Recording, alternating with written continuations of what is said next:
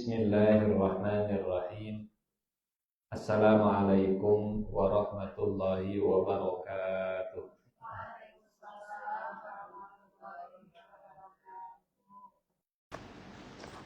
Alhamdulillahirabbil alamin.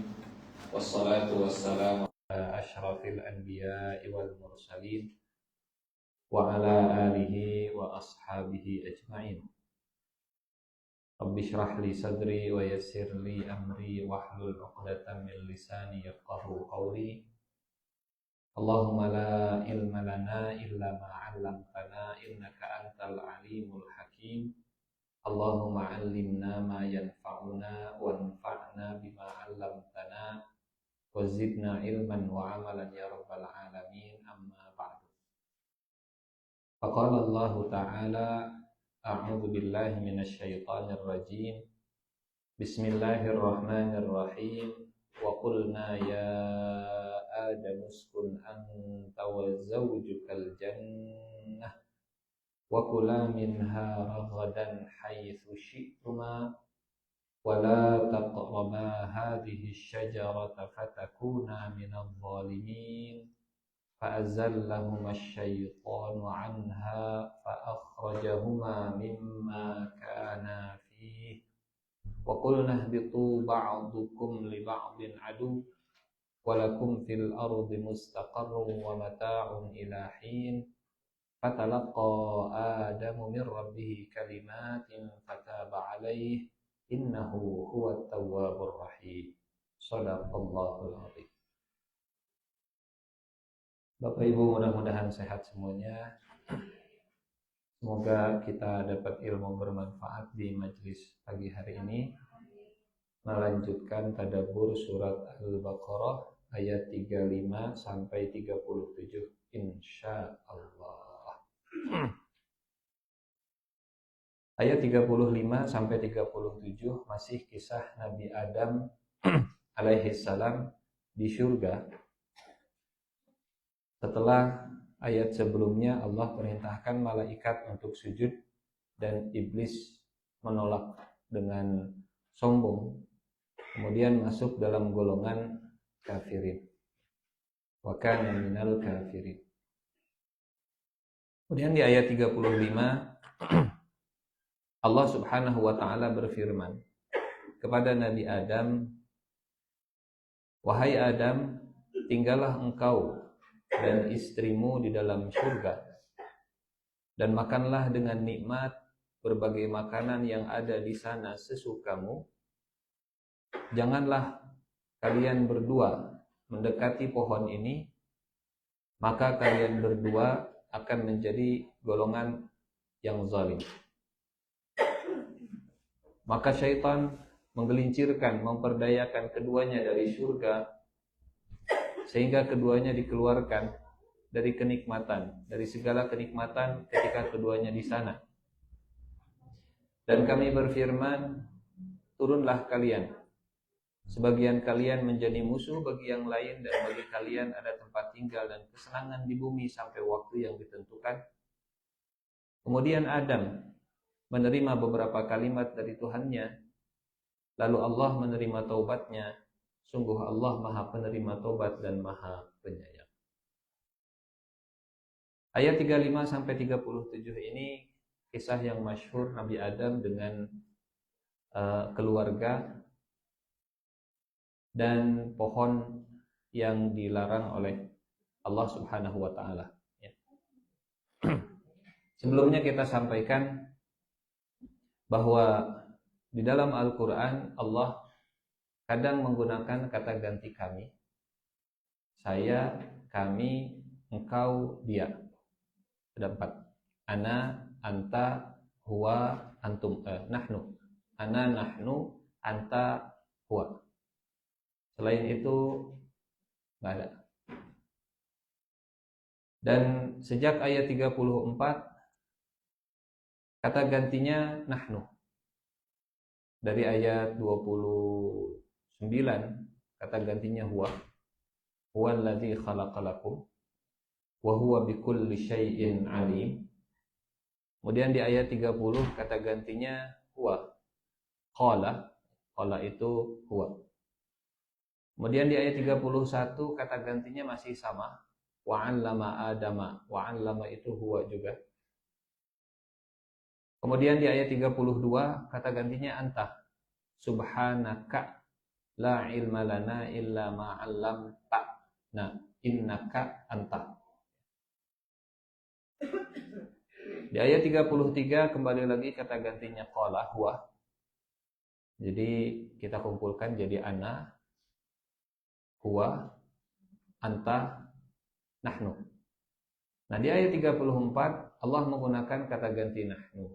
Wa idh qulna lil malaikah.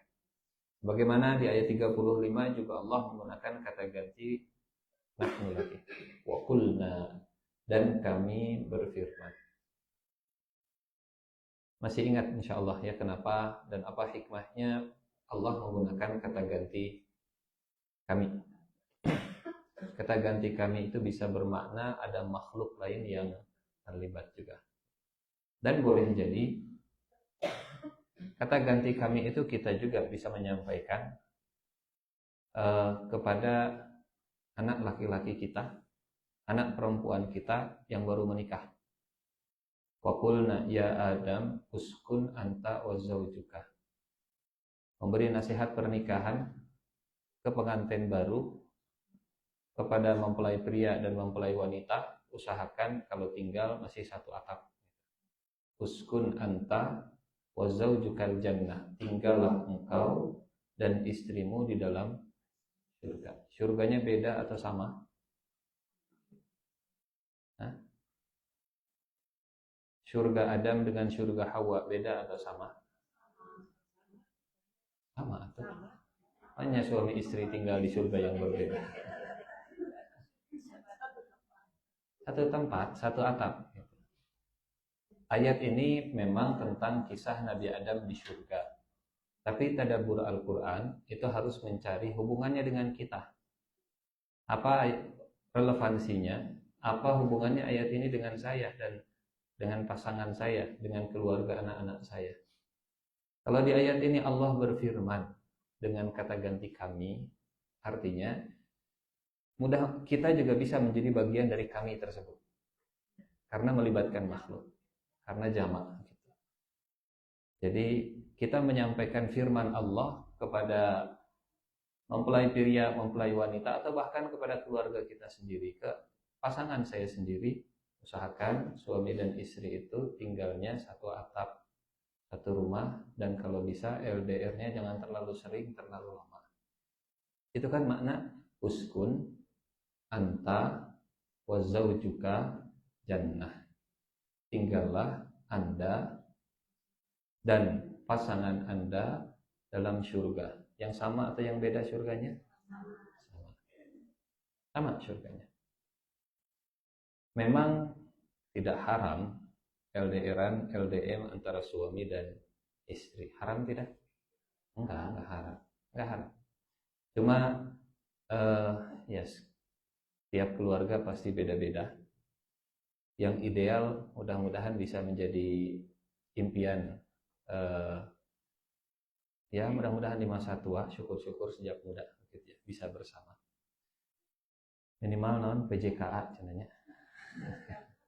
Pulang Jumat kembali Ahad.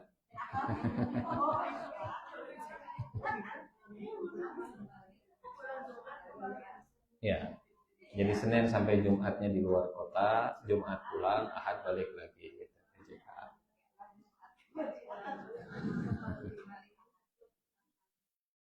Ya, uskun anta wa zaujukal jannah. Dan kata uskun ini dari kata sakinah. Dari kata sakinah. Ya Adam, wahai Adam, uskun anta, punten. Perintahnya kepada Adam atau kepada Hawa? Adam. Wahai Adam, carilah tempat tinggal yang bisa dekat dengan Hawa.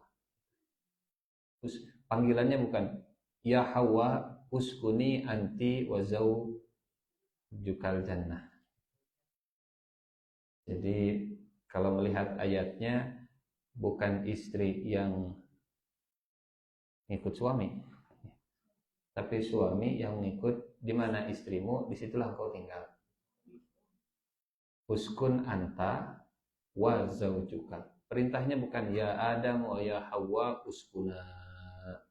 Tapi perintahnya hei Adam. Yang dipanggil adalah Adam.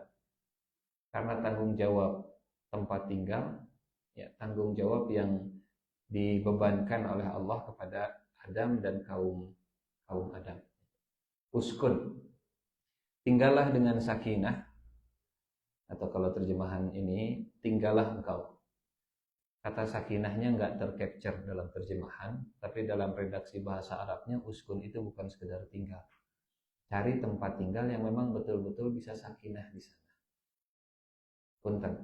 Kalau memang ini mah realnya sajalah, realitanya. Kalau memang tinggal dengan kakak, adik, atau siapapun tidak membuat sakinah, cari tempat yang sakinah. Tuh, maknanya itu. Bukan sekedar cari rumah, tapi cari sakinah di rumah. Kalau misalnya rumah yang ditinggali itu lingkungannya tidak kondusif dan tidak melahirkan sakinah, perintahnya dari Allah adalah uskun, carilah tempat tinggal yang sakinah. Bukan nyuruh cari rumah, tapi cari sakinah.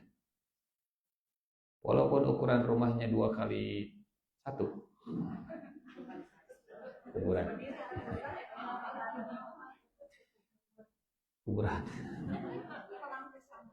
Walaupun ukuran rumahnya mungkin standar, dan standar tiap orang beda-beda, pokoknya standar lah. Ukurannya biasa, tapi kalau menempati rumah itu sakinah, sakinah di dalamnya, sakinah keluarnya, sakinah dengan lingkungan sekitarnya, maka itulah yang Allah perintahkan, uskun. Tinggalnya bukan sekedar cari rumah, tapi tinggalnya rumah yang ada sakinahnya di sana. Iya, betul. Walaupun jadi kontraktor seumur hidup, yang penting sakinah. Tapi kalaupun rumahnya itu di Sumarekon, misalnya di Ponorogo Park, di Kota Baru Parahyangan, tapi tidak sakinah karena tiap bulan dia stres kudu bayar cicilan, tertekan, dan akhirnya istrinya ditekan habis-habisan dengan anaknya, berarti bukan sekedar rumah tapi sakinah. Tidak tercapture dalam terjemahan. Di terjemahan hanya tinggallah, tapi ya hanya bukan sekedar cari tempat, cari sakinah dalam tempat. Kalau memang dalam satu rumah itu tidak bisa sakinah ketika ada asisten rumah tangga yang nginap misalnya, carilah tempat yang sakinah atau tambah kamar. Kalau dan seterusnya lah. Kalau diturunkan di breakdown makna sakinah itu bisa beragam.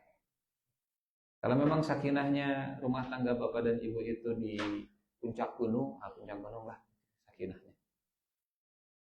Mungkin ada yang sebelum menikah tinggal di rumah orang tua yang 2 lantai, 3 lantai, 10 lantai, dan di dalam rumahnya teh ada kolam renang misalnya. Asisten rumah tangganya aya 20 misalnya. Kan ada bohong mah tong kagok. Misalnya, gratis ya. Uskun. Jadi fokusnya pada kalimat sakinahnya, bukan sekedar cari tempat tinggalnya saja. Dan yang dipanggil siapa? Adam. Kewajiban Adam dan keturunan Adam untuk memberikan sakinah. Ya Adam, uskun. Kalau bahasa Inggrisnya apa, Bu? Pak? Bukan sekedar house, tapi home. Bukan house with hostnya. Kalau host kan lebih ke fisiknya. Kalau home lebih ke nyamannya. Bahasa Qur'annya sakinahnya. Home, sweet home. Uskun, tinggallah engkau dengan sakinah. Anta. Ini dalam bahasa Arab, kalau sudah ada uskun, itu jarang sekali untuk disebut antanya. Jarang sekali, uskun saja. Jadi dengan uskun saja sudah paham, uskun itu anta. Dalam bahasa Arab kalau misalnya ijlis, Yang dimaksud dengan ijlis ya kamu ijlis. Pakai ja ya, bukan pakai ba. Ijlis gitu. Siapa yang disuruh ijlis? Dirinya itu udah langsung yang ditunjuk Anda. Tapi ketika ijlis anta, diuk siapa nih? Nah, gitu. Ada penekanannya di sana begitu. Duduk, nggak mau duduk juga, duduk ya dirinya. Jadi uskun anta. Ada penegasan dari Allah supaya Adam tinggal bersama dengan wazaujuka. Ya, saya lupa pernah menyampaikan perbedaan zauj dengan imro'ah di sini. Ya, zauj diartikan istri atau pasangan, imro'ah juga diterjemahkan istri. Tapi dalam Al-Quran, Allah kalau menggunakan kata itu presisi, sangat akurat. Akurasinya sangat presisi sekali. Penggunaannya itu selalu konsisten, maknanya selalu konsisten sehingga kita bahasa itu terjaga, bahasa Arab ya. Bahasa Arab itu terjaga karena Al-Quran. Kalau tidak ada Al-Quran, mungkin bahasa Arab sama seperti bahasa-bahasa yang lain, seiring dengan waktu mengalami pergeseran dan perubahan. Bahkan mungkin bahasa slang bisa mengubah slang itu bahasa nonnya. Bahasa gaul, bahasa pasar bisa mengurus bahasa formal. Hari ini orang Arab sangat jarang sekali dalam obrolan sehari-hari pakai bahasa fushah atau bahasa formal. Mayoritas bahkan kalau bisa disebut semua, kalau ngobrol pakai bahasa pasar, nggak pakai grammar gitu. Kita juga ngobrol bahasa Indonesia nggak pakai grammarnya, normal nama gitu kalau ngobrol. Bahasa Sunda juga gitu. Mana mah? Tidak. Apa kabarmu hari ini? Kabar saya baik. Mam, berapakah harga sayur ini? Bolehkah? EYD-nya betul-betul dipakai. Kalau bukan karena Al-Quran, bahasa Arab itu sudah tergerus dengan banyaknya orang-orang non-Arab yang masuk Islam. Ya, orang asing yang belajar bahasa Arab tentu kualitasnya tidak sama dengan native speaker, orang Arab asli. Sehingga Al-Quran itu menjaga bahasa. Nah, dalam Al-Quran, kalau Allah menggunakan redaksi zauj, itu maknanya pasangan yang serasi dalam kebaikan. Pernah kita sampaikan ini? Belum. Zauj itu pasangan serasi dalam kebaikan. Kalau ada unsur yang hilang, biasanya Allah menggunakan kata imro'ah. Dia serasi, tapi tidak dalam kebaikan, imro'ah. Dia istri, tapi tidak serasi, imro'ah. Serasi ya, bukan serasi. Ini non Scorpio sama Scorpio serasi kita bukan itu maksudnya. Bukan rasi-rasi bintangan, bukan itu. Sefrekuensi. Serasi, sefrekuensi, semisi. Contohnya yang serasi tapi tidak serasi, tidak dalam kebaikan, Abu Lahab dan Ummu Jamil. Memang couple goals. Memang kompak. Dunia akhirat kompak. Dunia memusuhi Nabi, akhirat bareng masuk neraka. Nah, ini pasangan dunia akhirat betul. Tapi dalam keburukan. Sehingga Allah menyebutnya bukan wa zawjuhu hammalatal hatab. Sayasla naran dzatal lahab wa imra'atuhu. Wa imra'atuhu. Imra'ah itu biasanya disebut kalau serasi tapi tidak dalam kebaikan. Atau memang tidak serasi. Yang satu suaminya baik, yang satu istrinya tidak baik. Disebutnya imro'ah. Atau suaminya tidak baik, istrinya baik. Disebutnya imro'ah. Contoh istrinya Fir'aun. Istrinya Nabi Nuh. Istrinya Nabi Lut. Disebutnya imro'ah. Imro'ata Nuhin wa imro'ata Lut. Wa daraballahu mathalan lilladzina amanu imra'ata Fir'aun. Imra'ah. Ada yang unik. Istri Nabi Zakaria itu disebut imra'ah dan juga disebut zauj. Ini menarik. Sekarang tadaburan ya. karena Allah menyebut zauj untuk Nabi Adam. Lihat surat Maryam, surat ke-19. Allah masih menggunakan redaksi imro'ah untuk istrinya Nabi Zakaria alaihissalam.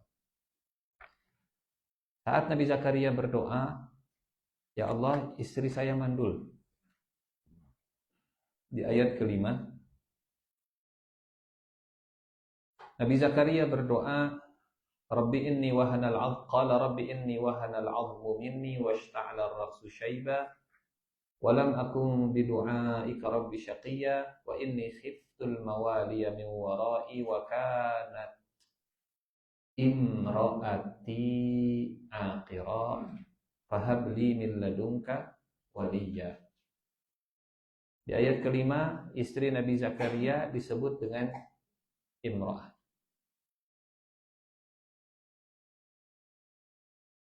Apakah istri Nabi Zakaria itu tidak seperti istrinya Nabi Nuh? Enggak. Istri Nabi Zakaria itu solehah. Istri Nabi Zakaria itu seiman. Istri Nabi Zakaria tidak sama dengan istri Nabi Nuh dan istri Nabi Lut. Tapi kenapa Allah menyebutnya imro'ah di sini? Apa yang tidak serasinya? Dan kalau kita lanjut di surat Al-Anbiya surat ke-20, berapa Al-Anbiya teh? Surat ke-21 di ayat ke-89 dan 90. Masih kisah yang sama, Nabi Zakaria berdoa meminta keturunan. Wa Zakaria idz nada rabbahu rabbi la tadharni farda wa anta khairul warithin. Fastajabna lahu wa wahabna lahu Yahya wa aslahna lahu zaujah. Wa aslahna lahu zaujah. Di surat Maryam disebutnya imro'ah, di surat Al-Anbiya disebutnya zauj. Jadi di surat Maryam ceritanya kondisi istrinya Nabi Zakaria yang secara fisik tidak sama dengan kebugarannya Nabi Zakaria. Artinya Nabi Zakaria itu sebetulnya sehat ya, walaupun sudah tua tapi sehat. Nah, istrinya yang wakanati imraati yang aqirah. Nabi Zakaria memang sudah tua. Istrinya mandul. Nah, di ayat ke-90 surat Al-Anbiya, wa aslahna lahu zaujah. Ketika sudah sevisi, sefrekuensi dalam kebaikan. Kebaikan di sini bisa kebaikan dunia ataupun kebaikan akhirat. Ya. Kebaikan dunia dan kebaikan akhirat.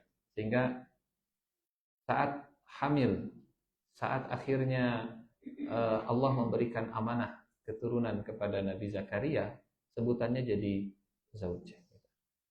Hanya kata zauj itu bukan kata biasa. Zauj itu pasangan serasi dalam kebaikan. Dan kita selalu berdoa untuk kebaikan pasangan dan keturunan, kita pakai kata zauj. Rabbana hablana min azwajina wa dzurriyyatina qurrata a'yun waj'alna lil muttaqina imama.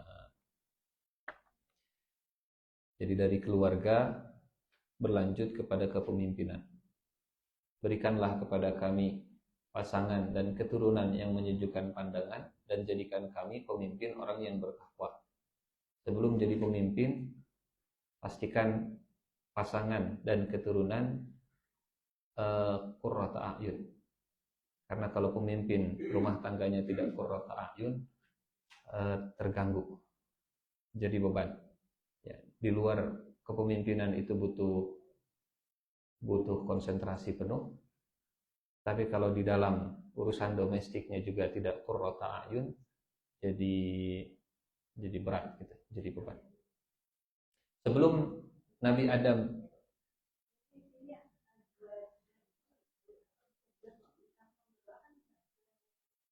betul. Jadi zauj itu pasangan. Jadi istri saat berdoa maknanya berarti suami. Suami saat berdoa maknanya istri. Makanya makna zauj itu lebih dari sekedar imro'ah. Lebih dari sekedar istri, tapi dia pasangan. Dan bukan sekedar pasangan, pasangannya serasi. Dan tidak sekedar serasi, tapi dalam kebaikan. Kisah Nabi Adam, keluarga, dan kepemimpinan. Ini di ayat 35, sebelum berikutnya nanti Nabi Adam turun ke dunia. Jadi keluarga Nabi Adam itu sakinah di surga. Sebelum Nabi Adam nanti bertugas sebagai khalifah di dunia. Doanya serasi dengan Rabbana hablana min azwajina wa dzurriyyatina qurrata a'yun waj'alna lil muttaqina imama. Kesuksesan seseorang dalam memimpin akan sangat dipengaruhi dengan keharmonisan di dalam rumah tangganya. Uskun anta wa zawjuka al-jannah. Tinggallah engkau wahai Adam dan pasanganmu di surga. Kalau kita lihat dari ayat sebelumnya, dari ayat 30, ayat 31, ayat 32, ayat 33, ayat 34, itu Hawa belum disebut. Betul? Hawa enggak disujudi. Perintah sujudnya Allah kepada malaikat itu li Adam. Hawanya belum ada. Betul? Hawanya belum ada. Jadi bukan usjudu li Adam wa Hawa. Usjudu li Adam. Tapi dalam tubuhnya Nabi Adam sudah ada Hawa, sudah ada kita juga. Karena kita kalau dikembalikan lagi ke nutfah kita dari bapak kita dan ibu kita. Bapak dan ibu kita kalau dikembalikan lagi ke nutfah, itu adanya di kakeknya. Kalau dikembalikan lagi adanya di buyutnya. Buyutnya adanya di dukating, bukan nama kaluhur. Yang semua manusia sampai hari ini itu dulunya berkumpul di Nabi Adam alaihissalam. Atau kumpulnya di Nabi Adam. Tidak ada orang hidup hari ini kecuali hidup dari kehidupan orang sebelumnya. Kita bisa hidup karena ibu kita hidup sebelumnya, karena ada bapak kita sebelumnya. Jadi kehidupan saya hari ini ada tetesan kehidupan Nabi Adam, percikan kehidupan Nabi Adam.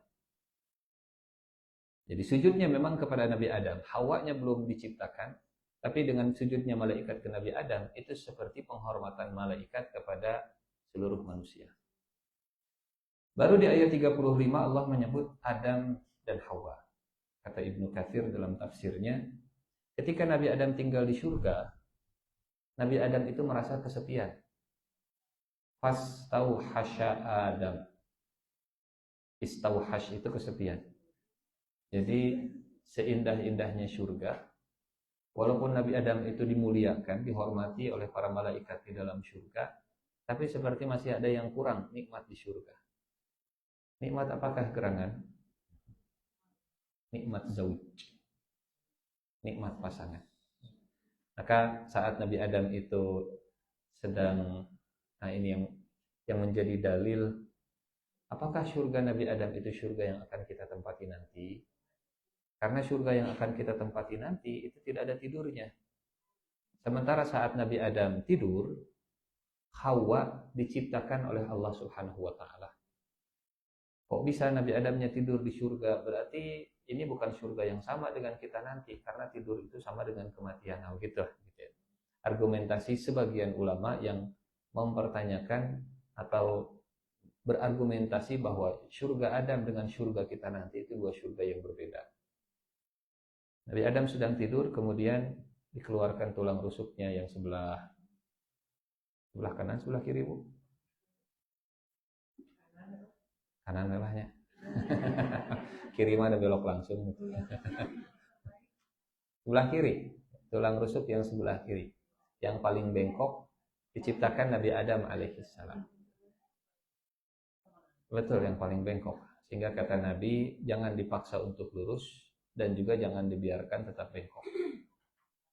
Nabi saja dalam hadisnya sudah mewanti-wanti gitu. Diluruskan teuing bakal patah, diantepkeun bakal terus bengkok. Esenya. Tapi justru Allah sengaja menciptakan uh, Hawa dari tulang rusuk, bukan dari tulang kaki atau bukan dari tulang kepala. Karena tulang kaki bisa ditincak, tulang kepala untuk dijunjung tinggi, tapi dari tulang rusuk untuk melindungi hati dan jantung. Wow, so sweet. Dia memang bengkok, tulang rusuk ini, tapi bengkoknya jadi pelindung. Betul? Tulang rusuk apa namanya? Tulang punggung memang tegak lurus begitu. Tapi dia nggak bisa melindungi semuanya. Yang bisa melindungi itu tulang rusuk. Bengkoknya itu bengkok melindungi. Melindungi dari belakang, dari samping, dari depan. Memang bengkok, tapi bengkoknya itu justru melindungi. Melindungi. Maka ya, kalau perempuan sudah jadi tulang rusuk, jadi tulang punggung, dia bisa menegakkan, tapi mungkin dia nggak bisa mengayomi dan melindungi. Karena yang menegakkan mah tulang punggung, yang menaungi mengayomi mah tulang rusuk. Jadi ketika tulang rusuknya jadi tulang punggung, kadang pengayomannya jadi berkurang. Allah alam bisa. Untuk itu mas sanis dalilnya. Tayarin Al-Quran. Masuk akal? Nah, gitulah. Ya. Masing-masing sudah ada bagiannya. Wa qulna ya Adam uskun anta wa zaujukal jannah. Wahai Adam, tinggallah engkau dengan sakinah. Engkau dan pasangan engkau di jannah.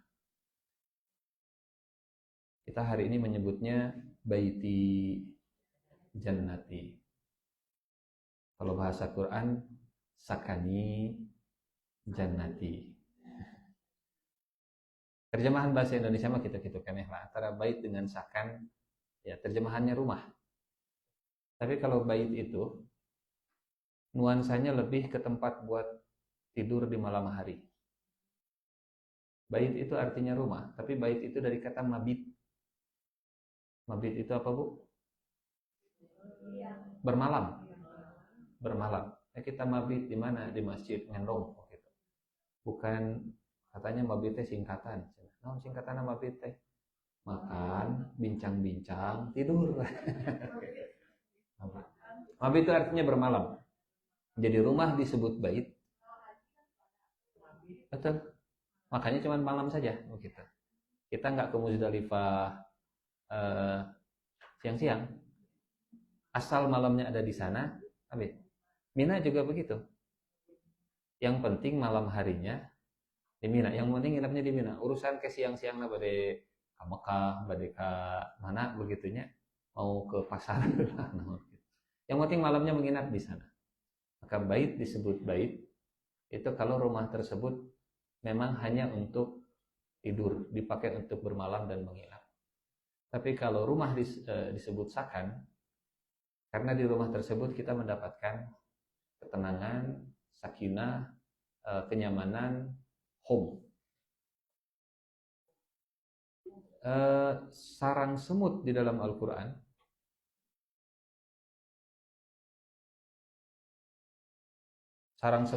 Al-Quran disebut sakan.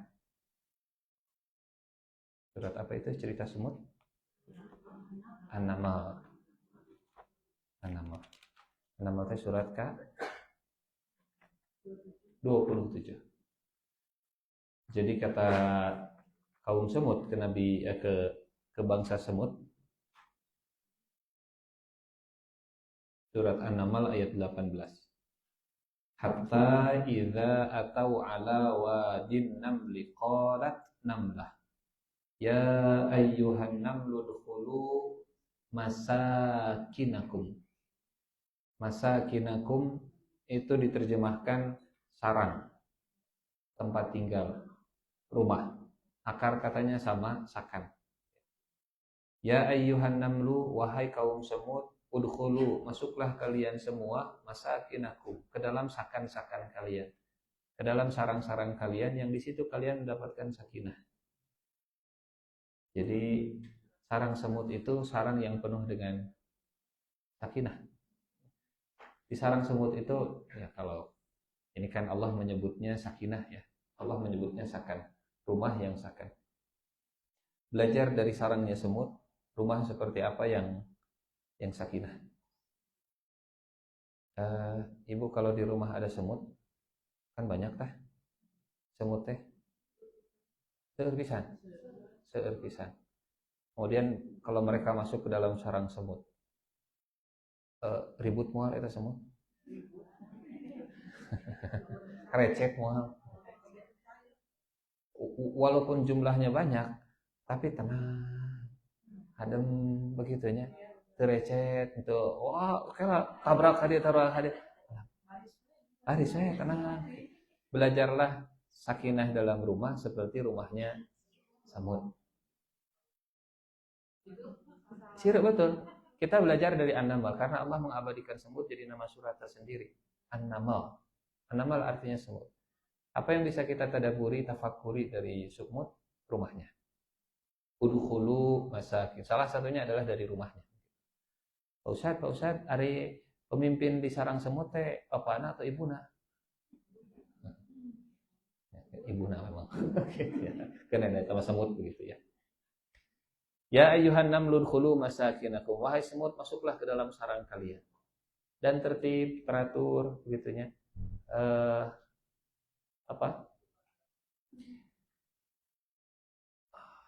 Tidak, bahasa Sunda corok kokod lah begitu.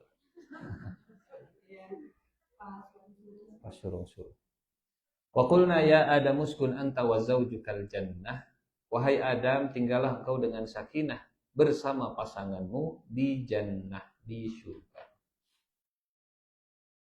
Wa kula, dan makanlah kalian berdua.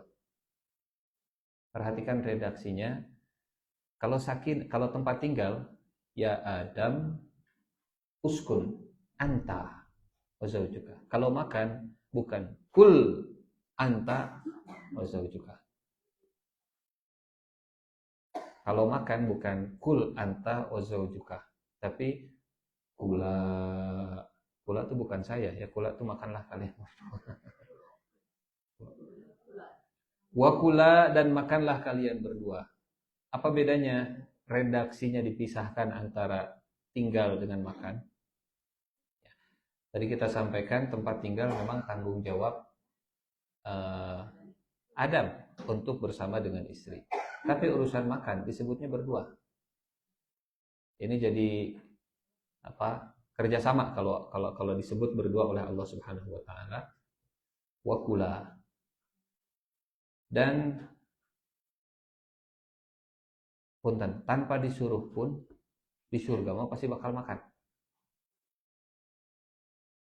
Bukan karena lapar. Kita pernah bahasnya. Penghuni surga makan di surga karena lapar atau bukan? Bukan. Karena di surga tidak ada laparnya. Iya, di surga itu tidak ada lapar. Di surga tidak lapar, di surga tidak haus. Iya.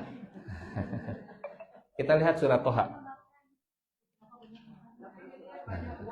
Ta'eta. Walaupun tidak lapar dan tidak kenyang, tapi daya tarik makanan surga itu lebih kuat daripada perut kita yang tidak lapar. Lihat surat Toha, surat keberapa? Surat ke-20. Kata Allah ke Nabi Adam, inna laka alla taju'a fiha wa la ta'ra wa annaka la tadhma'u fiha wa la tabha. Ayat ke mana? Ayat 117, 118, 119.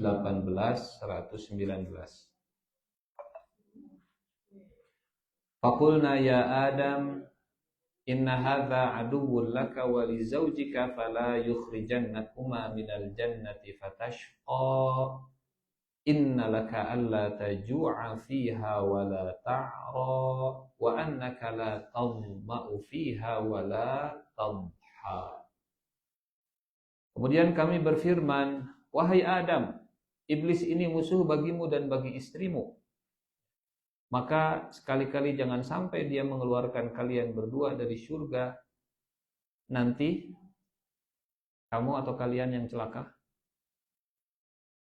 Perhatikan dengan rinci detil bagaimana Allah menggonta-ganti kata ganti. Kami berfirman, wahai Adam, iblis ini musuh bagimu dan juga musuh bagi istrimu.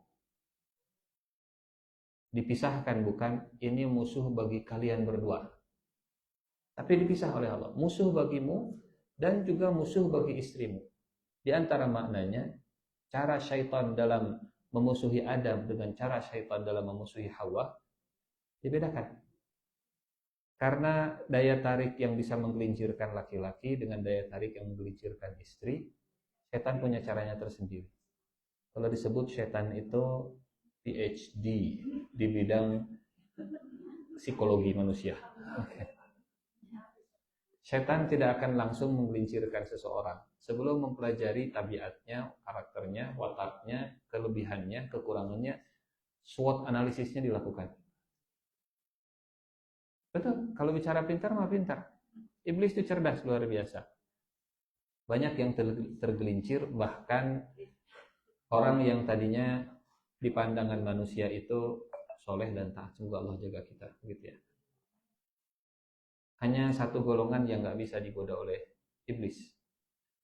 Bukan yang pintar, tapi yang ikhlas, yang selalu mempurifikasi dirinya dengan ketauhidan. Wahai Adam, iblis ini musuh bagimu dan bagi istrimu, maka jangan sekali-kali dia mengeluarkan kalian berdua, disatukan, bukan mengeluarkan kamu dan mengeluarkan istrimu. Karena kalau keluar, kalian berdua keluarnya bareng. Kalian berdua kalau keluarnya bakal bareng. Sebagaimana di surganya disatukan, disakumpet daunkeun, maka kalau keluar, dikeluarkannya juga bareng-bareng. Dan nanti siapa yang celaka? Kamu, bukan kalian berdua. Kamunya itu ke siapa? Karena istrinya mah jangan celaka, walaupun suaminya celaka. Walaupun suaminya susah, istrinya mah jangan. Allah tidak menyebut fatashqoya, tapi fatashqo. Adam, Hawa, kalau kalian keluar dari surga, maka wahai Adam, kamu akan celaka wahai Adam. Kamu akan tersiksa. Tashqo itu sebetulnya tidak, ya, kalau disebut celaka agak kurang presisi sebetulnya.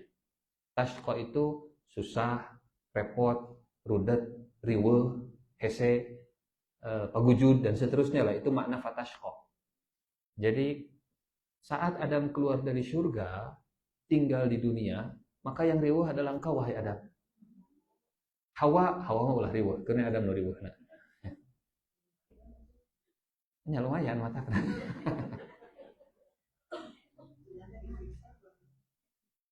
Jadi dalam pergantian kata ganti seperti ini, ya ada, oh masya Allah, Adam yang ribuh karena Hawa mah tetap baiti jannati. Rumahku adalah surgaku. Tapi kan kadang konsepnya bukan fatashko, dibalik. Astagfirullahaladzim. Fatashkonya itu bukan ke Adam tapi ke Hawanya. Fatashkonya ke Adam ini. Innalaka alla taju'a fiha wa la ta'ra wa annaka la tadma'u fiha wa la tadha.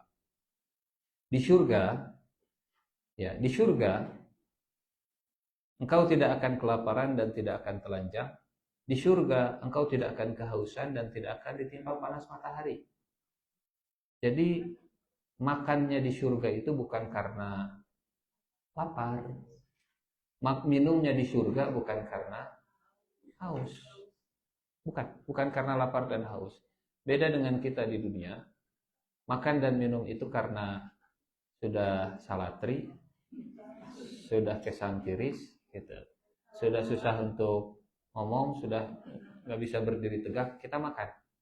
Makan memang karena butuh. Walaupun ada juga yang makannya karena hobi gitu. Tos tuang tak can. Hari tadi mah sanes sangu. Jadi saat Allah memerintahkan kepada Adam di surat Al-Baqarah, kita balik lagi ke surat Al-Baqarah ya. Fakula wakula, makanlah kalian berdua. Apakah perintah Allah kepada Adam untuk makan ini karena Adamnya kelaparan? Karena Hawanya kelaparan? Tidak. Enggak, bukan. Bukan karena lapar. Terus kalau bukan karena lapar, kenapa disuruh makan? Karena intinya bukan pada makannya, tapi pada kula, berdua saat makannya. Berdua saat makannya. Wakula, makanlah kalian berdua saat makan. Karena keberkahan itu ada pada kebersamaan. Ya tidak harus sepiring berdua oge. Kemudian dua nanage hoyong seueur misalnya. Tapi kebersamaan ketika makannya, duduk barengnya, berbagi makanannya, komo lamun puap non ya teh, puap lingkup.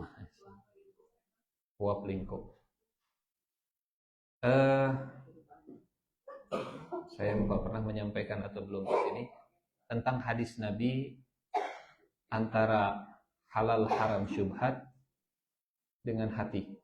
Pernah mendengar hadis Nabi yang di dalam tubuh manusia ada segumpal daging, kalau baik maka semuanya baik, kalau buruk maka semuanya buruk? Hadis lengkapnya itu dimulai dengan yang halal sudah jelas, yang haram sudah jelas, di antara halal haram ada yang syubhat. Siapa yang menjaga diri dari yang syubhat, dia menjaga agama dan kehormatannya. Siapa yang tergelincir kepada yang syubhat, maka dia akan tergelincir kepada yang haram. Lanjutan hadisnya, dalam tubuh manusia ada segumpal daging. Apa hubungannya antara halal, haram, syubhat dengan hati? Jadi dua topik besar dalam satu hadis itu. Halal, haram, syubhat, hati. Apa hubungannya? Hubungannya adalah yang dikonsumsi, yang dimiliki, itu berdampak kepada situasi hati. Kondisi hati. Kalau yang dikonsumsi yang halal, maka hatinya insya Allah baik. Kalau yang dikonsumsinya haram, maka hatinya akan mengeras. Kalau yang dikonsumsinya syubhat, maka hatinya akan penuh dengan keraguan-raguan, skeptis orangnya. Susah untuk bisa diajak iman, terpercaya, saya percaya. Nah, kafir ente, iman juga tidak. Jadi bukan mukmin, bukan kafir. Jadi ini makhluk yang bukan-bukan. Teka dia. Sebagaimana syubhat, tidak halal, tidak haram. Jelas. Tidak jelas. Nah, cara makan itu juga berpengaruh kepada situasi hati. Kalau makannya selalu sendirian, mungkin hatinya akan jadi egois. Kalau makannya hoyong babarengan, maka hatinya akan diikat oleh Allah Subhanahu wa taala. Jadi bukan sekedar makan karena lapar, tapi kebersamaan ketika makannya itu yang diperintahkan. Wakula, makanlah kalian berdua. Wakula minha, dan makanlah kalian berdua, rokodan haitsu syi'tuma. Makanlah kalian berdua dengan nikmat berbagai makanan yang ada di sana sesukamu.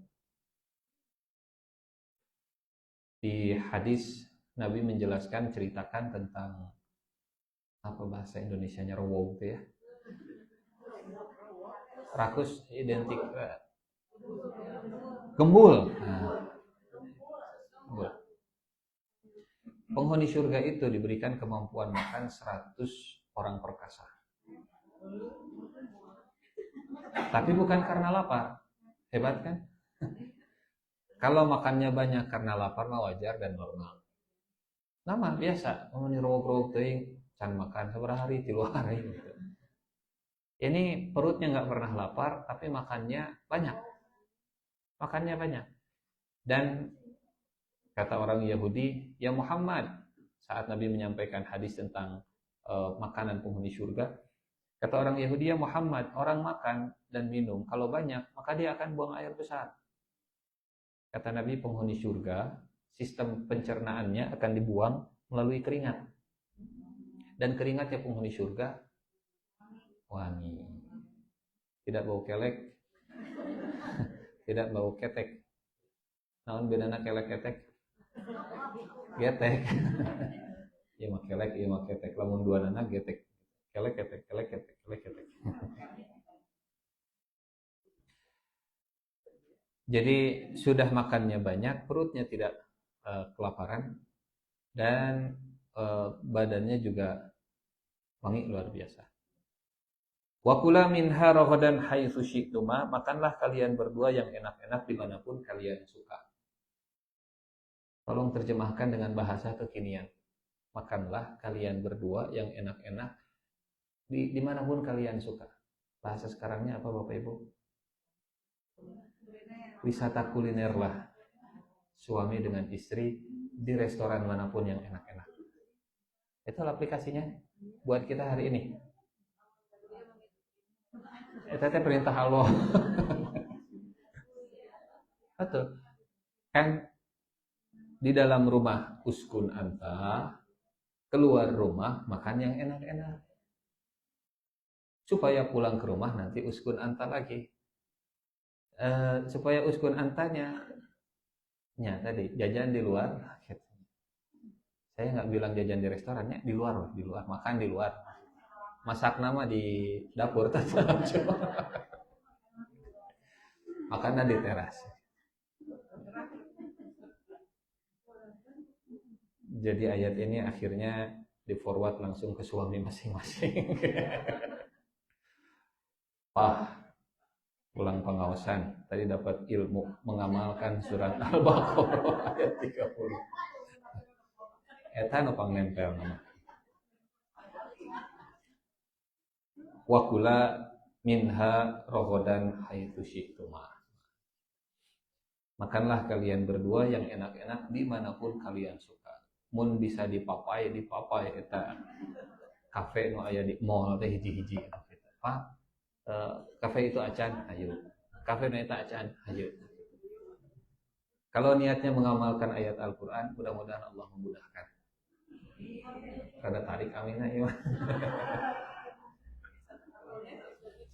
Ini dalil wisata kuliner couple time, ya. Quality time dengan pasangan. Wakul, pasangan apa?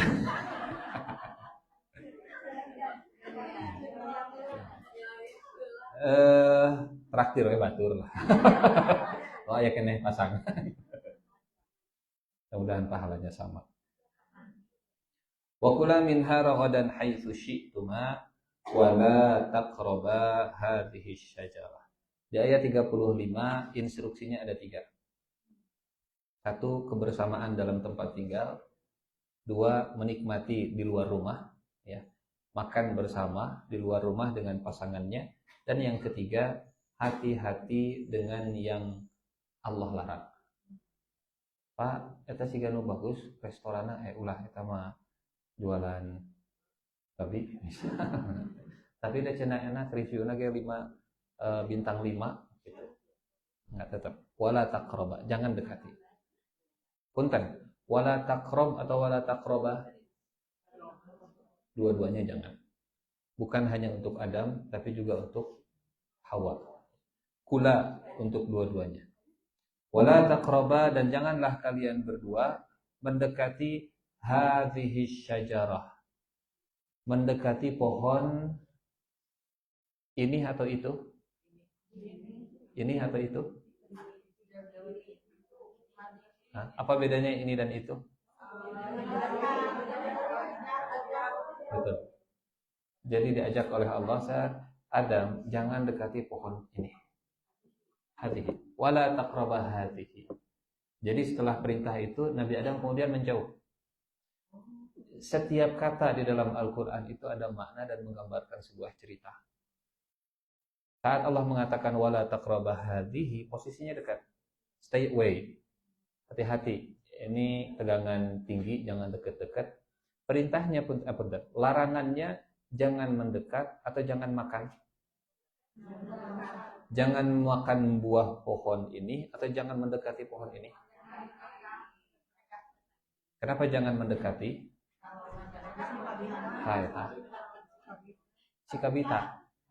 Sikabita. Dan pohonnya, kalau di surga itu pohon, kalau di dunia bisa beragam macam-macam.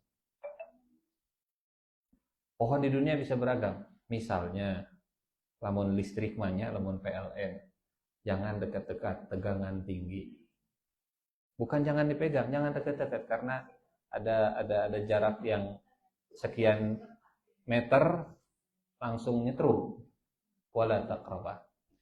Wala taqrabah hadhihi syajarah. Kalau di dunia, jangan coba-coba dekat-dekat dengan yang namanya selingkuh. Saya mah tidak selingkuh, ya, cuman mendekati. Perintah yang sama, larangan yang sama di dalam Al-Qur'an, wala taqrabuz zina. Bukan jangan berzina, tapi jangan dekati zina. Kenapa? Tegangan tinggi. Tegangan tinggi. Dan mendekat itu bisa banyak.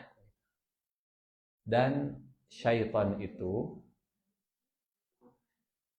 target pertama adalah membuat Adam dan Hawa serta keturunannya mendekati apa yang Allah larang untuk didekati. Jadi setelah Allah perintahkan, wala taqraba, jangan dekati. Bagaimana reaksi Nabi Adam dan Hawa? Langsung menjauh, bisika setrum. Langsung menjauh. Berapa jauh hanya Allah yang tahu. Tapi yang jelas, targetnya syaitan adalah, apa bahasa Al-Qur'annya? Jangan ikuti langkah syaitan. Wala tattabi'u khutuwatis syaitan. Jadi saat kita menjauh dari dosa, syaitan itu akan membuat kita lebih dekat ke dosa dengan selangkah untuk mendekat. Syaitan tidak akan menyuntrungi. Syaitan tidak akan menggembruskin. Etalah pokoknya namanya. Syaitan tidak akan menjerumuskan manusia sekaligus. Karena jarak manusia dengan maksiat itu jauh. Syuaya teh pelan-pelan, sedikit-sedikit. Pasti sedikit-sedikit. Karena jaraknya jauh. Wala taqraba, kata Allah, jangan coba-coba dekati. Dan setan akan berusaha. Oh, piragingan salengkah. Iya, oh ada. Di depan Bapak Ibu ada api. Pernah kita buat perumpamaan ini ya. Di depan Bapak Ibu ada api. Jaraknya 100 meter.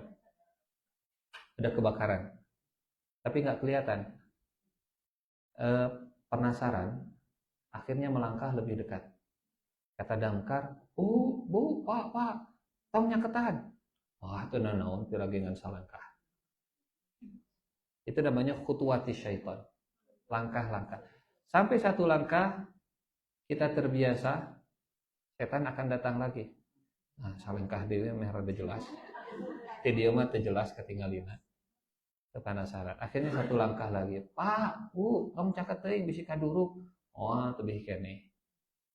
Langkah lagi. Sampai terbiasa dengan udara panasnya. Sampai terbiasa dengan pemandangan. Namanya manusia nggak pernah puas ya, begitunya. Muncul lagi setan. Datang lagi setannya. Meh lebih jelas. Selangkah lagi. Pak, kade. Wala tattabi'u khutuwatis syaitan. Langkah demi langkah, step by step syaitan. Makanya syaitan itu kerjanya bukan kerja sekali, tapi dia punya grand design. Gak menyerah. Grand design-nya adalah menggelincirkan. Berpikirnya jauh, melangkahnya pelan. Tapi manusia itu punya sifat tergesa-gesa. Hoyong nate nggak pakai lama, instan. Muntiasa ayeuna oge sakalian. Sementara setan salengkah. Kalau bahasa surat An-Nasnya gimana? Waswas khannas. Siga iklan lah. Kan iklan tidak muncul terus-terusan di HP kita. Pas lagi scrolling, muncul iklan, nyumput deh. Kepikiran kurang teh, kena scrolling deh. Was-was deh, kayak khannas deh. Kan iklan selalu begitu. Nonton YouTube misalnya, muncul iklan Shopee CO deh, Shopee. Skip ad, klik. Kemudian nonton dari lama begitu muncul deh iklan nanti. Shopee CO deh, ya skip deh. Tete namanya was-was. Konsep marketing, konsep iklan yang hari ini dipakai seperti itu. Ya, dan iblis lebih canggih daripada konsep marketingnya manusia. Punya berbagai macam cara. Lagi begini, chat muncul pikiran yang menggelincirkan. Wala taqraba, maka jangan kalian berdua dekati hadhihi syajarah. Pohon ini wahai Adam. Pohon ini jangan didekati. Nanti saat Nabi Adam mendekati pohon, Nabi Adam kan langsung lari karena auratnya terbuka. Kita lihat surat Al-A'raf. Ini karena saya tidak tahu, kita akan nyampe ke surat Al-A'raf na iraha gitu. Jadi target kita bukan tuntas 30 juz, tapi target kita seumur hidup bersama Al-Qur'an insyaallah. Ame keneh nyakeun tenan duka. Kaumuran atau henteu? Lihat surat Al-A'raf ayat ke-22. Al-A'raf ayat 22 untuk menggambarkan kata ganti apa yang Allah gunakan saat Nabi Adam mendekati pohon. Al-A'raf surat ke-7 ayat 22. Bandingkan dengan ayat 19 karena kisahnya berulang lagi.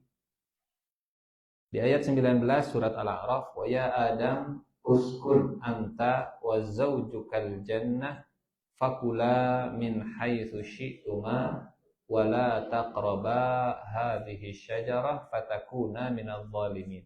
Jangan kalian berdua dekati pohon ini, dekat. Maka Nabi Adam kemudian pergi menjauh dari pohon tersebut. Tapi di ayat ke 20, 21 dan 22 ini insya Allah akan kita bahas di ayat ke-30 di ayat ke-36 surat Al-Baqarahnya. Kaitannya ke fa'azallahuma syaitan. Kalau di surat Al-Baqarah itu tidak dirinci oleh Allah bagaimana syaitan menggelincirkan Nabi Adam. Kalau di surat Al-A'raf dirinci oleh Allah bagaimana syaitan menggelincirkan Nabi Adam. Jadi kalau surat Al-Baqarah itu fokusnya tentang Nabi Adam yang dapat ilmu. Kalau surat Al-A'raf kameranya itu kamera iblis.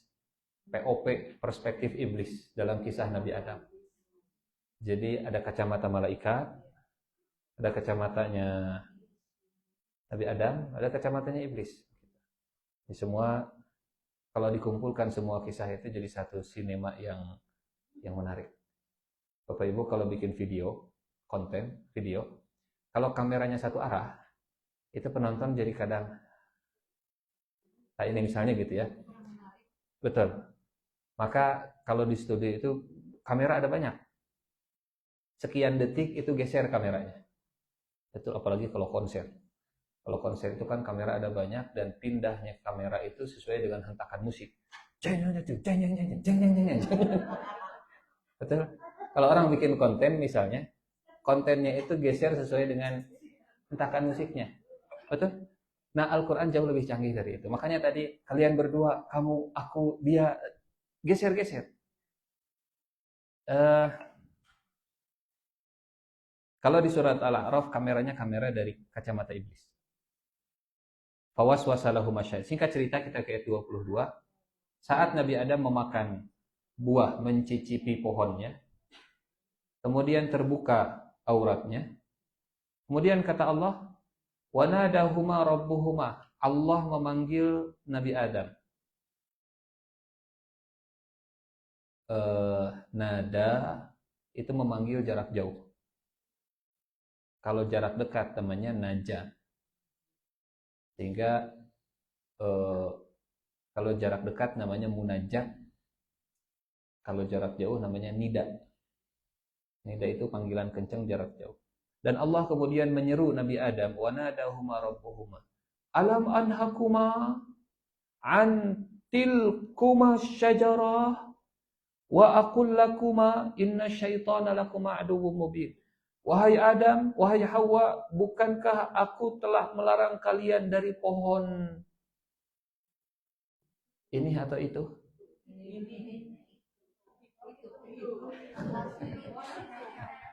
Ini atau itu?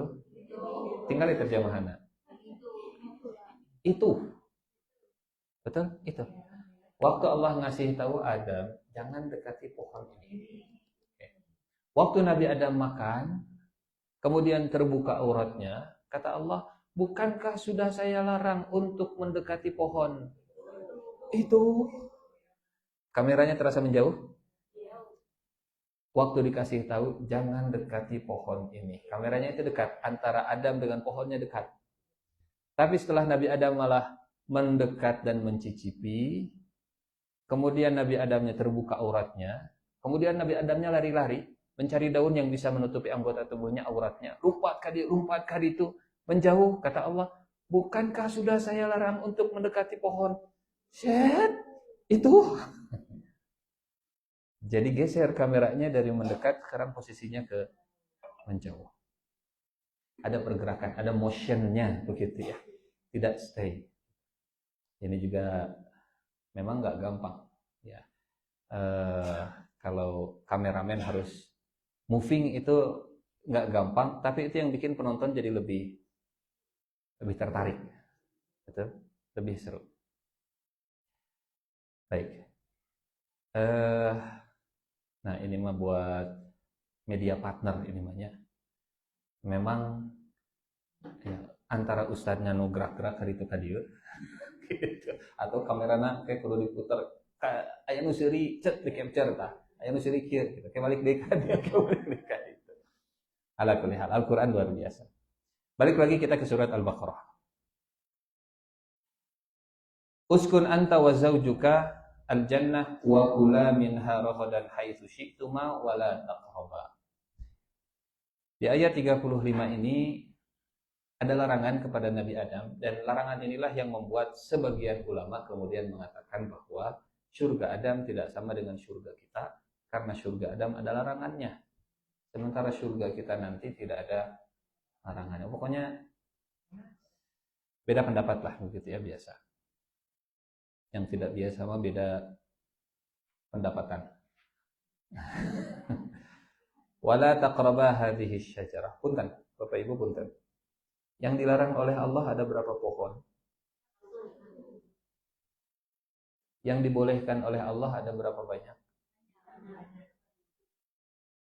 Yang halal di surganya Nabi Adam ada berapa banyak?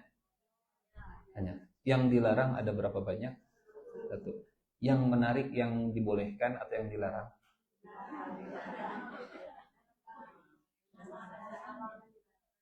Betul? Itu di surga. Di dunia. Yang dilarang ada berapa banyak?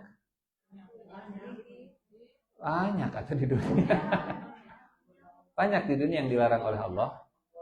Jadi maksudnya di surga saja yang dilarang cuma satu, yang nikmatnya itu jauh lebih banyak, bisa membuat Nabi Adam bisa tergelincir gara-gara godaan syaitan. Di dunia yang dilarangnya jauh lebih banyak. Maka kisah ini kisah yang akan terus terulang dari Nabi Adam ke anak Adam sampai akhirnya ke kita. Pasti akan terulang. Jadi syaitan akan membuat yang dilarang itu lebih menarik daripada yang dibolehkan. Kan begitu ceritanya. Ya teh istri halal, ya teh suami halal, tapi itu batur. Asa kasepkan itu, asa geliskan itu, padahal belum halal atau dilarang oleh Allah Subhanahu wa taala. Wala taqraba hadhihi syajarah, tapi malah tertarik. Fatakuna minadh dhalimin. Wahai Adam, wahai Hawa, kalau engkau mendekati pohon ini, engkau akan termasuk orang-orang yang zalim. Dari mana awal kezaliman berasal? Kezaliman berasal ketika mendekati yang dilarang oleh Allah Subhanahu wa taala. Zalim itu munculnya kalau ini larangan, manusia mendekati yang dilarang, pasti langsung zalim. Langsung muncul kezoliman. Dan zolimnya tidak mesti zolim ke orang lain, karena saat itu tidak ada orang lain. Betul Bu? Pemaknaan zolim di ayat ini, siapa yang dizolimi oleh Nabi Adam kalau memakan buah yang dilarang? Diri sendiri. Diri sendiri. Betul? Jadi zolim ke diri sendiri kalau mendekati yang dilarang oleh Allah Subhanahu wa Ta'ala. Yang rugi siapa? Yang rugi diri sendiri. Dan apa bentuk kerugiannya? Malu. Kalau dikeluarkan dari surga itu tidak ada hubungan dengan apa yang dimakan oleh Nabi Adam. Kita pernah bahas ini. Bahwa Nabi Adam dikeluarkan dari surga itu memang sudah ditakdirkan sejak awal sebelum Nabi Adam diciptakan oleh Allah Subhanahu wa Ta'ala. Pernah kita sampaikan? Oke.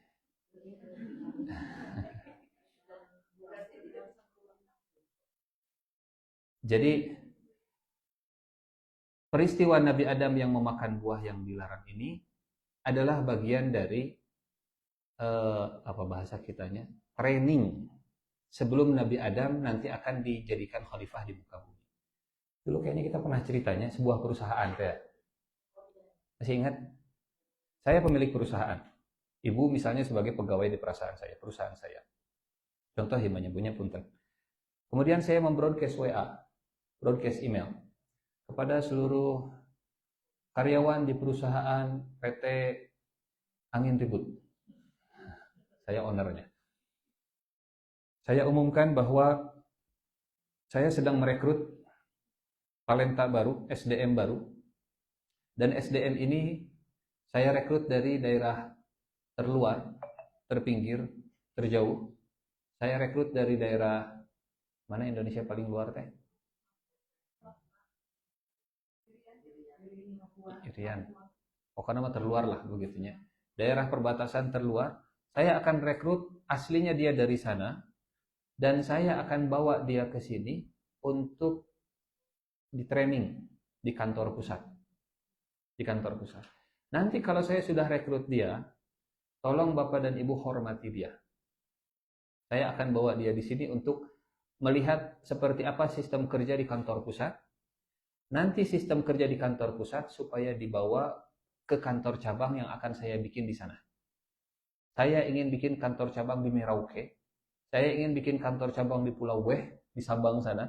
Saya ingin bikin kantor cabang di perbatasan dengan Malaysia, daerah terpinggir. Tapi supaya dia tahu bagaimana sistem kerjanya, saya akan latih dia di kantor pusat. Oke. Nanti kalau saya sudah rekrut, kalau orangnya sudah ada, tolong hormati dia. Tolong hormati dia. Karyawan senior ada yang protes. Ibu-ibu ada yang protes. Pak Ustadz, kenapa harus rekrut orang baru? Kenapa nggak diberdayakan saja karyawan lama? Kan kita karyawan lama sudah terlatih di perusahaan ini. Utus saja salah seorang di antara kita. Orang baru mah bisa merusak. Orang baru mah butuh adaptasi lagi. Orang baru mah bisa malah bikin kacau dan seterusnya. Dan atau gesok itu. Yang sudah juga sudah suka bikin kacau. Kemudian saya sebagai pemilik perusahaan, saya lebih tahu daripada ibu. Saya lebih tahu. Ini sudah jadi keputusan, bukan untuk bermusyawarah. Hanya sekedar pengumuman, bukan untuk minta masukan dan pendapat. Kalau minta pemasukan boleh. Minta masukan tidak. Akhirnya saya rekrut karyawan baru ini. Dan karyawan baru ini langsung saya yang mendidiknya.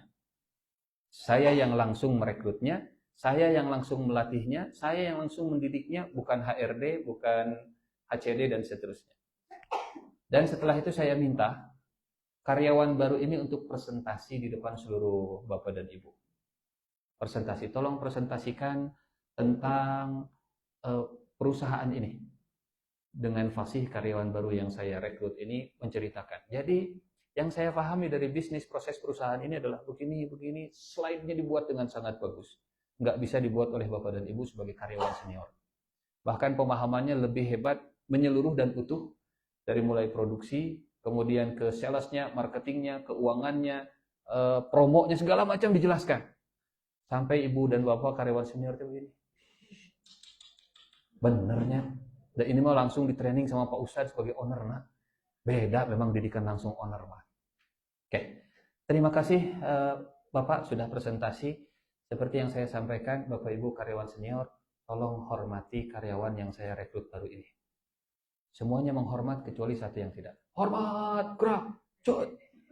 Ada satu yang enggak. Ya, begitu. Ini perusahaan ya. Saya tidak cerita Inggris. Contoh saja ini. Semua hormat, ada satu yang enggak. Tegak, gerak. Karena ada satu yang enggak. Sekali deh, hormat, gerak. 2 kali disuruh hormat, enggak. Akhirnya kemudian yang tidak hormat ini saya panggil. Pak, sini. Pak, yang nyuruh hormat itu saya. Saya yang ngasih instruksi, hormat, gerak ke orang ini. Kenapa Bapak tidak mau hormat? Yang nyuruh hormat bukan HCD. HCD-nya namanya Mas Jibril. Yang nyuruh hormat saya langsung. Bapak tidak menghargai saya sebagai pemilik perusahaan, saya yang nyuruh hormat. Kata karyawan ini, Pak Ustadz, memang Pak Ustadz sebagai pemilik perusahaan. Tapi saya lebih baik daripada karyawan baru yang Pak Ustadz rekrut. Kenapa? Kenapa kamu merasa lebih baik? Saya itu punya latar belakang. Saya ini keturunan darah biru, Pak Ustadz. Jadi naon hubungan? Pokoknya saya lebih baik. Sudah begini. Kamu karena tidak nurut dan tidak taat, tolong ajukan surat resign. Saya nggak mau memecat karena saya nggak mau ngasih pesangon. Kalau saya pecat, kamu dapat pesangon. Ajukan surat pengunduran diri. Akhirnya dia mengundurkan diri, dia keluar dari perusahaan. Tapi karena dia punya handphone, dan karyawan baru ini punya handphone, walaupun dia sudah keluar perusahaan, dia selalu nge-WA. Dari luar nge-WA. Nama karyawan baru ini namanya Mr. Adam.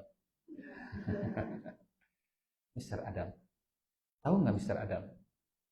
Kalau tempat kerja Bapak itu nanti, seluruh karyawan tahu kalau Mr. Adam itu direkrut bukan untuk kerja di kantor pusat, tapi untuk pemimpin di kantor cabang. Semua karyawan tahu. Coba Mr. Adam tanya. Tanyalah Mr. Adam ke karyawan senior. Pak, memang saya akan ditempatkan di kantor cabang ya? Iya, semuanya tahu. Oh. Nah, WA deui tah si karyawan yang sudah dipaksa untuk resign teh, begitunya. Adam, Mr. Adam. Mr. Adam tahu nggak kantor cabang tempat Mr. Adam itu gimana tempatnya? Tidak seindah kantor pusat. Kumaha kitu dikirimkeun tah siga kieu. Terbelakang, terjauh, hese, bakal kelaparan di ditu mah. Oh gitunya, wah tergodalah di situ.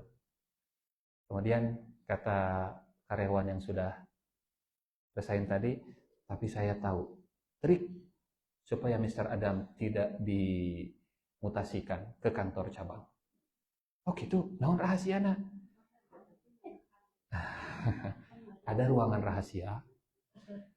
Kalau Adam bisa masuk ke ruangan, mendekat ruang rahasia itu, Adam bisa dapat file yang rahasia. Itu bisa jadi alat bargaining Adam, alat tawar Adam untuk nego ke Pak Ustadz sebagai pemilik perusahaan, supaya jangan mutasikan saya ke kantor cabang. Tapi memang ini rada bahaya. Oh iya sih, tempat itu juga dulu pernah disampaikan oleh Pak Ustadz, jangan didekati, ini bahaya. Bukan tempat yang boleh didekati. Tapi Adam pengen kan tinggal dan kerjanya di kantor pusat. Ini sih enak di kantor pusat mah, tidak kelaparan, tidak kehausan, tidak kepanasan, AC di mana-mana. Di kantor cabang mah tidak ada AC, Mr. Adam. Hareurang, aya age panas. Mendingan di kantor pusat. Jadi Mr. Adam pengen tinggal di kantor pusat, kerja di kantor pusat. Nya sih pengen, nya sok. Tapi udah dilarang ku owner. Tapi dah. Gitu. Tahu akan ditempatkan di tempat dimutasikan, sejak awal tahu akan dimutasikan, tapi kabita, apa kabita bahasa Indonesianya? Terbitai, tergoda untuk tinggal di kantor pusat dan kerja di kantor pusat. Dan terus diojok-ojok begitu ya, diprovokasi sama karyawan yang sudah resign teh. Memang. Sampai akhirnya Mr. Adam tergoda, masuk ke ruang rahasia yang terlarang, kemudian alarm nyala. Security datang, kemudian Mr. Adamnya dipeloroti bajunya. Karena jangan-jangan menyembunyikan flash disk di bajunya atau di mana? Ya di dalam baheula mah. Ya, ada kaos dalam gitu, kaos dalam nanti sok aya sakuan begitu ya. Atau kalau ada yang juga menyembunyikan di balik apa di mana we disumputkeun. Akhirnya dipeloroti. Dan karena dipeloroti akhirnya malu, kemudian lari. Kemudian dipanggil, saya panggil. Mr. Adam, sini. Sudah saya sampaikan, jangan mendekati ruangan yang sudah dilarang. Itu.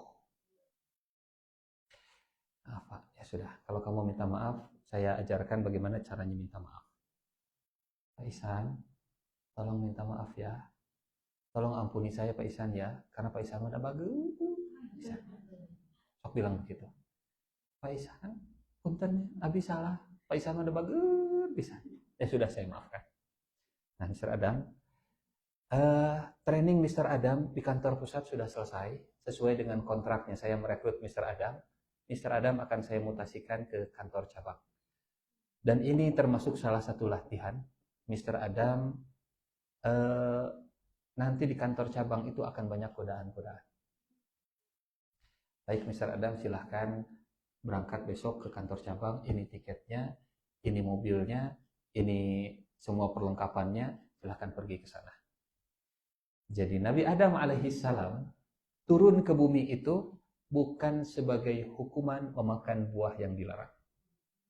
Tapi sejak awal memang sudah ditakdirkan untuk jadi khalifah di muka bumi. Justru makan buahnya itu gara-gara tergoda ingin abadi di surga. Betul? Makanya lihat surat Al-A'raf lagi. Lihat surat Al-A'raf lagi. Ya puntennya bolak-balik kadi itu kadi. Masih sama tadi ayat keberapa?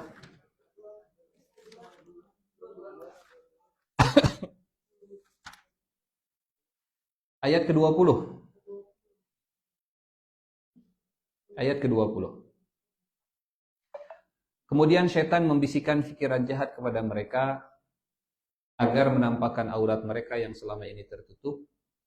Dan syaitan berkata kepada Adam, Adam, Tuhanmu melarang kalian berdua mendekati pohon ini agar kalian berdua tidak menjadi malaikat dan agar kalian berdua au takuna minal khalidin, agar kalian berdua tidak menjadi orang yang kekal di dalam surga.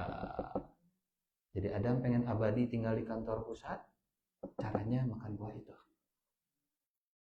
Hoyong jadi khalifah di bumi, di kantor cabang yang panas, yang kelaparan, yang semuanya itu nggak ada pelayan dan seterusnya. Atau pengen abadi di kantor pusat, nyenakan kena di dia, ayah AC, duduk di belakang meja, tinggal tak-ketik, kadang nganggur sedikit main juma, gitu.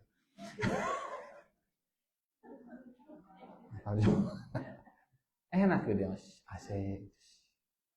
Gampang, back office begitu enak. Jam makan ada yang mengantarkan makanan, jam minum ada snack, ada yang mengantarkan, ayo office boy dan sebagainya, enak begitu. Daripada di kantor cabang. Pengen abadi dah. Nah, kalau pengen abadi sok makan buah eta. Diojok-ojok sama karyawan senior yang tidak mau hormat dan akhirnya dipecat. Kira-kira kisah Adam di surga itu bakal berulang tidak di dunia? Dengan cerita perusahaan seperti itu, rasanya cerita itu bukan cerita yang masa lalu dan berlalu, yang tidak relevan dengan cerita kita hari ini, tapi cerita itu adalah cerita yang terus berulang. Gitu deh. Dia teh dulu karyawan senior, dia tuh pegawai senior, tapi kemudian karena tindakan amoral dia dipecat dan akhirnya ngojok-ngojok karyawan yang lainnya yang baru. Sering terjadi? Sangat sering terjadi. Sangat sering terjadi. Baik. Teruskan. Fatakuna minadh dhalimin, maka kalian berdua akan menjadi orang-orang yang zalim. Zalimnya ke siapa? Ke diri sendiri. Zalimnya ke diri sendiri. Fa'azallahuma syaitanu anha. Kita tuntaskan di ayat 36 saja ya. Fa'azallahuma syaitanu anha, maka syaitan kemudian menggelincirkan, memperdayakan. Zalla yazillu, itu secara bahasa artinya menggelincirkan. Tadinya panceg Nabi Adam itu. Tadinya Nabi Adam itu kokoh, kuat, enggak tergoda. Tapi syaitan telah berhasil menggelincirkan keduanya. Bagaimana tergelincirnya? Dengan iming-iming. Ya, memang kalau diceritakan bagaimana syaitan berhasil menggelincirkan Nabi Adam, adanya di surat Al-A'raf tadi. Dari mulai was-was, kemudian iming-iming bakal abadi, kemudian bakal jadi malaikat. Punten, Bu. Kenapa syaitan menggoda Nabi Adam supaya jadi malaikat? Padahal kemarin malaikat itu hormat ke Nabi Adam. Jadi siapa yang posisinya lebih tinggi, Nabi Adam atau malaikat? Nabi Adam.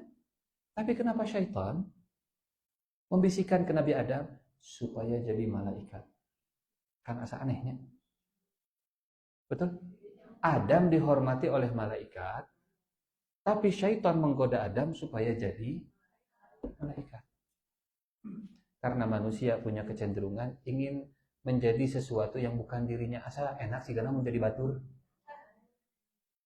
Padahal posisi kita itu mungkin lebih baik daripada batur. Asa enaknya lah menjadi karyawan, karyawan teh asa enaknya menjadi pengusaha. Pasangka-sangka, betul. Nabi Adam tuh dihormati, tapi kata syaitan, asa enaknya, enak tidak menjadi malaikat. Jika nama enak tuh aya jang-jangna. Ada sayapnya begitu, bisa ngapung kaditu kadieu, cahaya indah bersinar berkilau dan gak perlu makan. Jadi melihat nikmat yang ada di orang lain lebih menarik daripada nikmat yang sudah Allah berikan kepada Adam. Padahal nikmat yang Allah berikan kepada malaikat itu tidak lebih besar daripada nikmat yang Allah berikan kepada Adam. Supaya kalian jadi malaikat, supaya kalian menjadi orang-orang yang kemarin mereka menghormati Adam. Punten, ini ada cerita di surat Saba. Ada orang yang Saba di surat ke-berapa?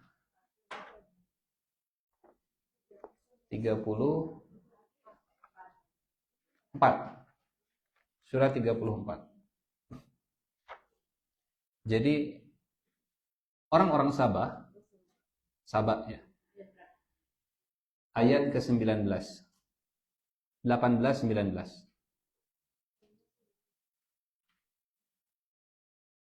Dan kami jadikan antara penduduk Sabah dan negeri-negeri yang kami berkahi atau negeri Syam beberapa negeri yang berdekatan, dan kami tetapkan antara negeri itu jarak-jarak perjalanan. Berjalanlah kamu di negeri itu pada malam dan siang hari dengan aman. Maka kemudian mereka berkata, ya Tuhan kami, jauhkanlah jarak perjalanan kami. Rabbana ba'id baina asfarina. Jadi kaum Sabah itu dulunya saking makmurnya, jadi di beberapa ratus meter atau beberapa kilometer itu bikin rest area. Melakukan perjalanan, ada rest area, istirahat lagi, istirahat. Jalan lagi mereka, ada rest area, istirahat lagi. Nikmat yang begitu luar biasa, dalam perjalanan tuh nggak capek. Tapi sifat dasar manusia, karena mungkin sudah bosan dengan nikmat, berdoanya malah, ya Allah, asa hoyong lamun perjalanan teh tebih. Ba'id baina asfarina. Kami kalau melakukan safar teh hoyong tebih, ya Allah, rest areana rada dijauhkeun ya Allah. Sudah enak jalan teh mulus, kalah milarian jalan nu garekok, off-road we ya sakalian. Sudah Allah kasih nikmat, tapi malah asa hoyong rada hehesian jiga batur. Paham maksudnya? Sehingga karena mereka tidak mensyukuri nikmat yang sudah Allah berikan, Bahkan berdoanya, ya Allah, asa bosan dikasih nikmat siga kieu teh, ya Allah pengen perjalanan kami itu jauh. Jadi ada orang tua yang anaknya itu berdekatan, kalau manggil teh gampang 5 langkah dari rumah gitu ya. Karena jodohnya juga 5 langkah dari rumah. 5 langkah dari rumah. Istrinya tetangga 5 langkah dari rumah. Kemudian setelah mereka punya anak, anaknya dewasa, menikah, mantunya juga 5 langkah dari rumah.